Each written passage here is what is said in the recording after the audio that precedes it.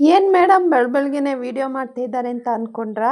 ಹೌದು ಗಾಯ್ಸ್, ಇವತ್ತು ನಾನು ಈ ವಿಡಿಯೋ ಸ್ಟಾರ್ಟ್ ಮಾಡ್ತಾ ಇರೋದು ನಮ್ಮ ರಾಯರ ಸನ್ನಿಧಿಯಿಂದ. ಬನ್ನಿ, ಈ ಜರ್ನಿ ಹೇಗಿತ್ತು, ನಾವು ಹೇಗೆ ಬಂದ್ವಿ ಅನ್ನೋದನ್ನು ಈ ಜರ್ನಿನಲ್ಲಿ ತೋರಿಸ್ತಾ ಇದ್ದೀನಿ. ಇದು ನಾವು ಚೆಕ್-ಇನ್ ಇದ್ದಂತಹ ರೂಮು, ಮಠದ ಪಕ್ಕನೇ ಇತ್ತು. ಸೊ ಇದು ನಾವು ಬೆಳಗ್ಗೆ ಎದ್ದು ದರ್ಶನಕ್ಕೆ ಹೋಗ್ತಾ ಇದ್ದೀವಿ. ತುಂಬ ರಶ್ ಇತ್ತು ಗಾಯ್ಸ್. ಸೊ ಹಾಗಾಗಿ ಜಾಸ್ತಿ ವೀಡಿಯೋ ಮಾಡೋಕ್ಕಾಗಿಲ್ಲ ದೇವಸ್ಥಾನದಲ್ಲಿ. ಸೊ ಈ ಜರ್ನಿ ಬರುವಾಗ ನಾವು ಯಾವ್ಯಾವ ಥರ ಬಂದ್ವಿ ಅನ್ನೋದನ್ನು ಈ ವಿಡಿಯೋದಲ್ಲಿ ತೋರಿಸ್ತೀನಿ ಬನ್ನಿ. ನಾವು ಹಾಗೆ ಬೆಳಗ್ಗೆನೇ ಎದ್ದು ನಮ್ಮೊಟ್ಟೆಗೂ ಸ್ವಲ್ಪ ಫ್ಯೂಯಲ್ ಅಂದರೆ ಊಟ ತಿಂಡಿನೆಲ್ಲ ಹಾಕ್ಕೊಂಡು ಹೊರಟ್ವಿ. ಅದೇ ಥರ ನಮ್ಮ ಗಾಡಿಗೂ ಹಾಕ್ಕೋಬೇಕಲ್ವ, ನಮ್ಮ ರಥನ ನೀಟಾಗಿ ಸೇಫಾಗಿ ನಮ್ಮನ್ನು ಕರ್ಕೊಂಡೋಗಿಬಿಡೋದೇ ನಮ್ಮ ರಥ. ಸೊ ಅದಕ್ಕೂ ಕೂಡ ಒಂದು ಸ್ವಲ್ಪ ಊಟ ಹಾಕ್ಸೋಣ ಅಂತ ಹೇಳ್ಬಿಟ್ಟು ಬಂದ್ವಿ ಗಾಯ್ಸ್. ಎಲ್ಲ ಹಾಕ್ಸಿ ಆಯಿತು. ಆದರೆ ಇಲ್ಲಿ ಹೇರು ಇದು ಮಾಡಿಸೋಣ ಅಂತ ನೋಡಿದಾಗ ಈ ಆಂಟಿ ಸಿಕ್ಕರು, ತುಂಬ ಖುಷಿ ಆಯಿತು. ಹೊರಟ್ವಿ. ಹಾಗೆ ಜರ್ನಿ ಮಧ್ಯದಲ್ಲಿ ಸ್ವಲ್ಪ ಬ್ರೇಕ್ ಇಲ್ಲದೆ ಇದ್ದರೆ ಹೇಗಿರುತ್ತಲ್ವ, ಸೊ ಹಾಗಾಗೇ ನಿಲ್ಲಿಸ್ಕೊಂಡು ಹೋದ್ವಿ. ಇಲ್ಲೆಲ್ಲರೂ ಸ್ವಲ್ಪ ಅವ್ರಿಗೆ ಏನೇನು ಬೇಕು ತೊಗೊತಾ ಇದ್ರು, ಸ್ಯಾಂಡ್ವಿಚ್ ಎಲ್ಲ. ಸೊ ನಾನು ಮಾತ್ರ ನಮ್ಮ ಫೇವ್ರೆಟ್ ಹಣ್ಣು ತೊಗೊಂಡು ಇದೇ ರೀತಿ ಹೊರಟ್ವಿ.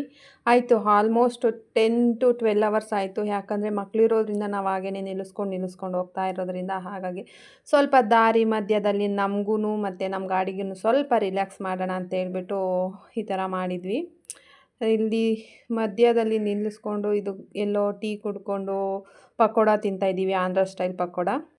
ಅದೇ ಟೈಮ್ಗೆ ನನ್ನ ಕಣ್ಣು ಹೋಗ್ಬಿಟ್ಟು ಹಾಗೆ ಲೆಫ್ಟಿಗೆ ತಿರುಕೊಂಡ್ಮೇಲೆ ಅಲ್ಲೇ ನನಗೆ ಕಾಣಿಸಿದ್ದು ನಮ್ಮ ಬಡವರ ಬಾದಾಮಿ ಕಡಲೆಕಾಯಿ. ಸೊ ಇದನ್ನು ತಿಂದೇ ಇದ್ದರೆ ಹೇಗೆ ಜರ್ನಿನಲ್ಲಿ ಅಂತ ಹೇಳ್ಬಿಟ್ಟು ಹೋಗ್ಬಿಟ್ಟು ಹಾಗೇ ನಾನು ಮತ್ತು ನಮ್ಮ ಡಾಕ್ಟ್ರು ಸರು 3 ಪ್ಯಾಕ್ ಕಡಲೆಕಾಯಿ ತೊಗೊಂಡು ಹಾಗೆ ಸ್ವಲ್ಪ ಹಣ್ಣನ್ನು ಸ್ವಲ್ಪ ಮಾತಾಡಿಸಿದ್ವಿ. ನೋಡಿ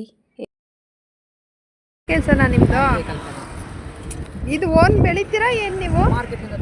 ತರೋದಾ? ಏನು ಓದಿದ್ರಿ? 10th ಪಾಸ್ ಆಗಿದೆ.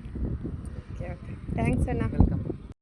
ಕಡಲೆಕಾಯಿ ಕೈ ಸಿಕ್ಕಿದ್ದೇ ತಡ ನಮ್ಮ ಡಾಕ್ಟ್ರು ಸರ್ ಅಂತೂ ಬಿರಿ ಬಿಟ್ಬಿಟ್ರೆ ಸಿಗಲ್ಲ ಅಂತ ಹೇಳ್ಬಿಟ್ಟು ತಿಂತಾ ಇದ್ದಾರೆ. ಅದೇ ಗ್ಯಾಪಲ್ಲಿ ನಾನು ಹೋಗ್ಬಿಟ್ಟು ಅವ್ರನ್ನ ಸ್ವಲ್ಪ ಹಾಗೆ, ಸರ್ ಇದು ನಿಮ್ಮೂರಲ್ಲಿ ಇದೆಯಾ, ಇದಕ್ಕೆ ನಿಮ್ಮ ಹೆಸ್ರೇನು ಹೇಳ್ತಾರೆ, ಇದು ನಿಮಗೆ ಗೊತ್ತಾ ಅಂತ ಹೋಗಿ ಕೇಳಿದೆ. ಅದಕ್ಕೆ ಅವರು ಯಾವ ಥರ ಹೇಳಿದ್ರು, ಅವ್ರ ಆನ್ಸರ್ ಈ ಥರ ಇತ್ತು ನೋಡಿ. ನಿಮ್ಮ ಸೈಡ್ ಏನು ಹೇಳ್ತೀರಾ ಇದಕ್ಕೆ? ಮುಂಗ್ಫಲಿ, ಸಿಂಗಾನ.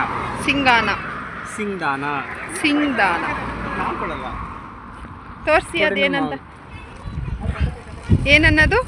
ಸಿಂಗಾನ MP ಎಲ್ಲಿ? ಮಧ್ಯಪ್ರದೇಶ ಅಲ್ಲ? ಓಕೆ. ಅದ್ರ ಮಧ್ಯದಲ್ಲೇ ನಮ್ಮ ಮಕ್ಳುಗಳಿಗೆ ಈ ಐಸ್ ಕ್ರೀಮು ಚಾಕ್ಲೇಟ್ ಎಲ್ಲ ಬೇಸತ್ತು ಹೋಗ್ಬಿಟ್ಟು ಏನೋ ಹೊಸ ಹಣ್ಣನ್ನು ತಿನ್ನೋಣ ಅಂತ ಹೇಳ್ಬಿಟ್ಟು ಅಲ್ಲಿ ಗಿಡದಲ್ಲಿ ಹಣ್ಣನ್ನು ಕುಯ್ಸ್ಕೊಂಡ್ರು. ಅದು ಯಾವ ಹಣ್ಣು ಅಂತ ಅಂದರೆ ಬೇವಿನ ಬೀಜ.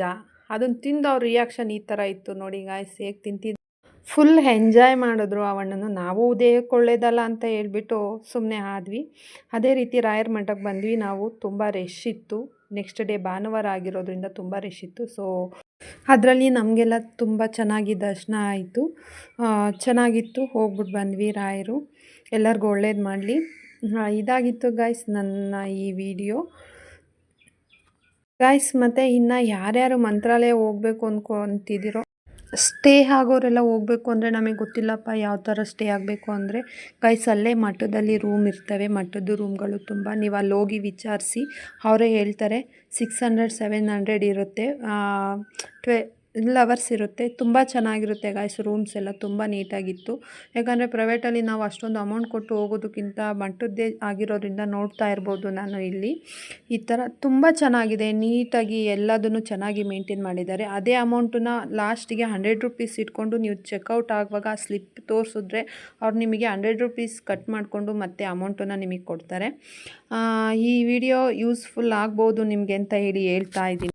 ಈ ಥರ ಇತ್ತು ಗಾಯ್ಸ್. ಇದು ಬೆಂಗಳೂರು ಟು ಮಂತ್ರಾಲಯ ನಮ್ಮ ಪ್ರಯಾಣ ವಿತ್ ರಾಯರ ಜೊತೆಗೆ. ಲೈಕ್ ಮಾಡಿ, ಶೇರ್ ಮಾಡಿ, ಸಬ್ಸ್ಕ್ರೈಬ್ ಮಾಡಿ. Thank you so much.